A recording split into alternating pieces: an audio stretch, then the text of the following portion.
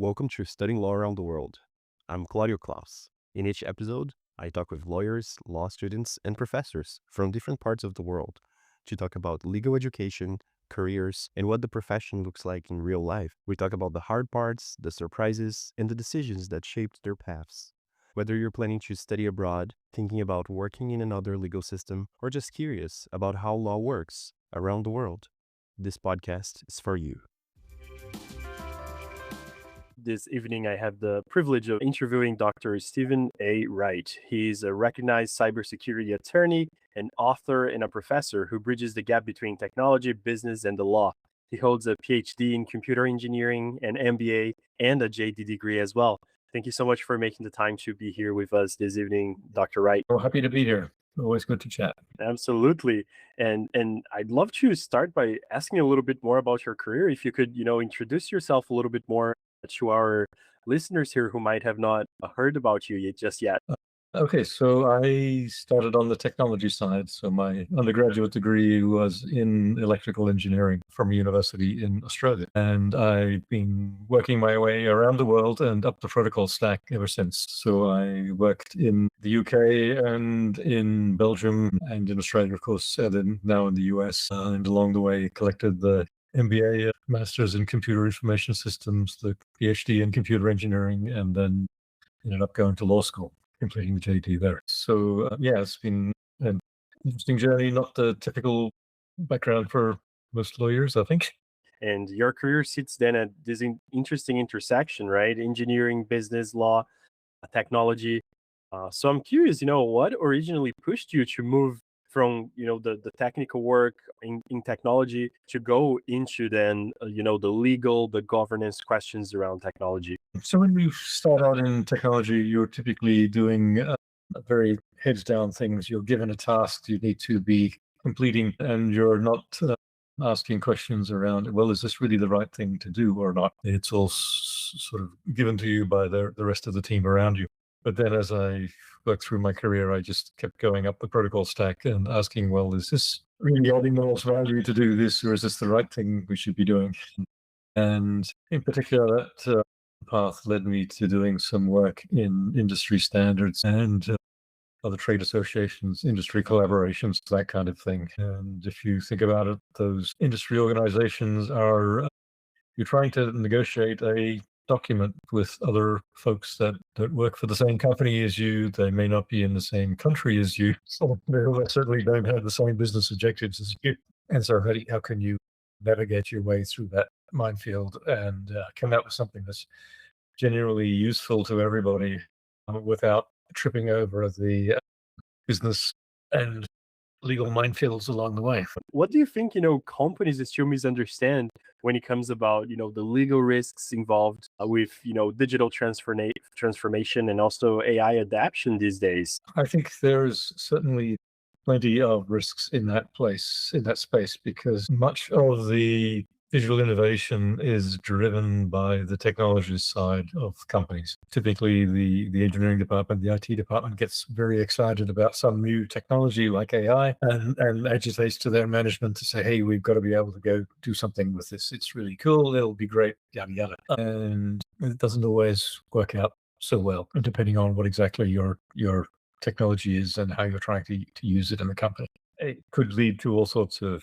bad business outcomes with malinvestment. You could run into legal issues of various kinds, anything from intellectual property issues to antitrust type things to other regulatory or market infractions. It tends to turn into this balancing act of translating between the different parts of the company. So while the technology folks may be highly motivated and trying to do useful things, real companies have real financial constraints. They've still got to ship actual products to their customers and provide value until they get to the great new shiny object that we're trying to deal with. And along the way, your company's legal officers are trying to keep everybody safe and protected, and often they don't know what's coming down the pipe. They find out a little bit late, which tends to severely constrain what they can do to get you out of the trouble. And so trying to build those internal bridges and get that communication in place is, I guess, the main advice I would give in that space. Absolutely.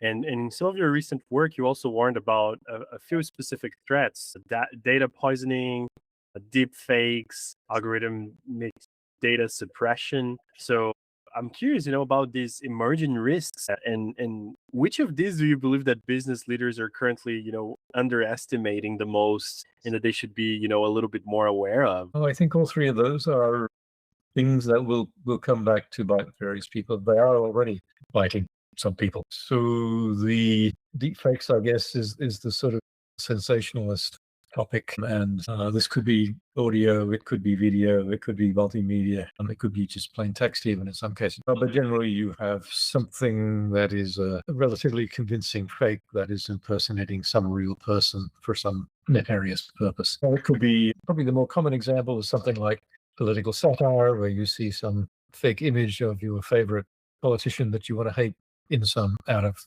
the normal context, and everybody can laugh at that. But there are more serious applications of these deepfakes that have had significant consequences, whether that's things like revenge porn, for example, can have all sorts of personal and financial consequences. And you can have executives being impersonated, which can have consequences for their companies. So there have been cases where people have been fooled in video conferences where they were the only human, everybody else was an AI chatbot fake. And they thought they had a new customer and they're wiring money to somebody they never actually met. So, you need to have your business processes in place to make sure those things don't get out of hand, and also to make sure that the materials you and your company are producing can't be easily repurposed by other people in ways that could be misleading. Right? So the sort of data poisoning and data suppression are less sensational, but I think they are still very important, because in the age of AI, where everybody's using chatbots, these chat systems become your interface to the world. And how do you evaluate the information that's coming back? If somebody has if somebody has broken the internet and the website you're searching for is no longer reachable, at least you have some visibility into that sort of data suppression. But when things are hidden behind a layer of AI, you don't really know what's being suppressed on the other side, and whether it was suppression in the sense of just blocking access to something, or whether it was a more nefarious effort at data poisoning. And yeah, so there are folks that take the more, what the right phrase is, civil disobedience approach of, maybe it would be advantageous for some individuals to poison their own data into the system so that they weren't tracked quite so comprehensively by all of the other surveillance technologies out there. So maybe it's not maybe these things are purely a black and white type scenario, and maybe there's reasons why you want to obfuscate some of your data or poison some of it in various databases just to retain some degree of control. Absolutely. No, that's very, very interesting point. As I'm thinking about here, as you share that as well, there's an interesting point that I'm sure, kind of might be something that people who are listening here might notice or think about. And also something that I noticed that you write about, that different professions oftentimes will really operate in silos and will be kind of very, separated from one end to the other. How did you feel like, having this background that has both, the legal training and this engineering technical training, brings you some approaches, even about problem solving and all, that is different than just of those counterparties that you've interacted with who just have a legal training as a background? And then on the other hand, as kind of a question B here, thinking about this theme of executives, engineers, legal teams all operating in silos, why is the communication between these groups still so difficult? Yeah. So we start with the first part of that before I get what I was talking about. If you start with the legal profession and think about how many lawyers have a undergraduate background in some sort of technology, and it's certainly not the majority of lawyers. I would guess it's less than 10 or 20%. And even of those who come to the law with a background in technology, they tend to get drafted very quickly into intellectual property and patent law or areas like this. That seems to be the main focus of technology folks in the legal background. But as technology becomes more important to society and the business and everyday life becomes digitally transformed, there's so much of everyday life that has to happen online these days. It started as a convenience and it was in fact promoted by various internet companies to build internet adoption. But now it's actually difficult to survive without doing things online. Well, your identity, for example, is often conflated with your email address online. And if you don't provide an email address or can't provide an email address, or your email address is blocked when you're out of the country, how do you manage your ID? How do you manage your identity, right?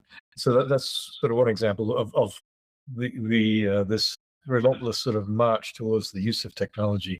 On the trailing edge of that, how do you keep doing what you were able to do before without being forced to use the new technology? It's kind of an ongoing challenge. And what was the second part of your question again? Yeah, I was asking a little bit about, the difficulties of communicating in a team when you have, different departments that are, very different professionals in each of them, and why is that communication difficult? How do you see that? It's kind of endemic to the nature of the firm or the enterprise. If you've got a startup of 10 people and everybody's sitting in the one room and you have the finance guy and the legal guy and the tech lead all sitting together, they're talking to each other every day and there's less of an issue. When you get to a larger corporation, and you tend to have these functional silos developed, and you may be talking most of the time, you are talking to people in your own silo, and you're not talking to, if you're in IT, you're not talking to legal every day. It's a very unusual circumstance for you to do that. Maybe you have a regular touch point associated with some existing business processes that, okay, every time we are doing something, we're releasing some new code onto the company website, then we always get that reviewed by legal, and that's sort of a well-known process. But when you've got something new, you don't have that process in place, and the first thought is not to, hey, we need to talk to legal about it. It's that usually comes afterwards when something bad happens, but the problem also happens from the business side, although they tend to at least have their checklist of, when I do anything that commits the company, then they tend to want to talk to their legal folks and keep them into the conversation at that stage. But depending on what they're doing, they may not be the first person they're talking to. If you're in an existing operation, your head's down following the existing processes, so you don't have that opportunity to engage in dialogue outside of your silo. Very interesting point. To wrap up today's episode, I wanted to ask you, you've worked across multiple eras of technological change, from telecommunications, networking, to AI, blockchain, even the metaverse for a short stint. So looking ahead to the next 5 to 10 years, are there a few, developments in AI governance or cybersecurity that you think will really be reshaping the profession when we look forward? Certainly, I think AI is going to have a profound impact on lots of professions. It particularly will impact the legal profession because these are large language models, and lawyers are, in some sense, experts on language. And so being able to effectively use them in that context is going to be important, but that doesn't mean you can just throw everything into ChatGPT. There are several legal and ethical problems with that, and most law firms are well aware of those issues. To start with, just the attorney-client privilege violations with doing that would be a major problem. But it's already having an impact for the software engineers in that part of the tech space, because coding, for example, is yet another language, and that's what large language models are very good at. And so there will be a significant adoption of AI in that space. I don't think they will completely replace creative engineers or creative lawyers. I think you still need somebody to ask the right questions in the first place. And you need somebody to be evaluating the outputs and seeing whether they really deliver what you're expecting. In the software world, there's this notion of test-driven design. And the idea here is that you write the test specification first, then you write the code, and then you see whether the code meets the test specification. And if you think of using AI in that way, then that will help you get to better outcomes, because most people, when they use AI, throw something into a chat, you get a response and it seems plausible and you go forward. Whereas if you really have some acceptance criteria that you're looking for in terms of the output, so you make some sort of spec of what that is supposed to be before you fire your prompt in, then you've got something to evaluate against whether it really does what you wanted it to do. So there's one example of taking something from one field, using it in another to get you a better result. And I'm sure there's others we can look around and find some more. To wrap up today's episode, I wanted to ask you, you know, if we're talking here about young professionals, lawyers who are just, you know, getting out of law school and who are starting their careers, is there maybe, you know, one piece of advice that you could share with this new generation of lawyers? Shepherd all of your cases before you submit them to the it's probably the classic. Yeah, I think the challenge with law school in general is you don't realize it at the time so much, but every course you're doing in law school is really a survey course. It's really you start practicing in one field and really becoming an expert in that area is really something to focus on. And while AI can help you with that, it's not going to replace the continuing education and the dialogue with others in your firm and in the field that build that expertise. Just knowing the tax law, for example, doesn't give you a strategy on what with your taxes. So it's that how to take the rules and make it useful for your clients. That's the insight that has to be developed over time. That's not going to come in one or two chat queries. I really appreciate you making the time to share these such interesting thoughts in the podcast, and also for you know your willingness to come in the show. So thank you so much, Dr. Wright, and thank you all for tuning in and listening into today's episode. Thank you again.